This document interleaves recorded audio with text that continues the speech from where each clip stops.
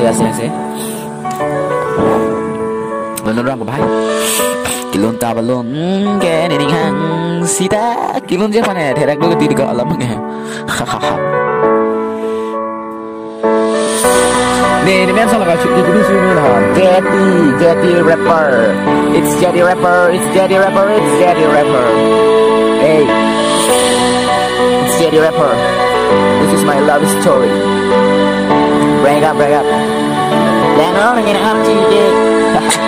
Brand bị hệ kẹt nó sinh về các chuyện hàng nó làm cho nên lang em non buồn tan nên đồ lang anh ra chỉ muốn mang xì cái đồ dong lang nàng pha lên nàng long lên cáiประเทศอันนี้สมดุลแรงรีโรอัตโนมัติรอนเดียบกอกเก็บพานจนน้ำเลยต้องเจดามินพานในนี่นางเจนนี่นางเลยนางจะนี่ตามินนี่กินนางจะนี่โอเล่นางโดยนี่สิน้องพูดตาในประเทศก็โดเดย์แกงของนางเลยนางจะนี่ตานางจะนี่โอเล่แปลงเป็นใจตุ้มเกเสียงอารามเพลงจะท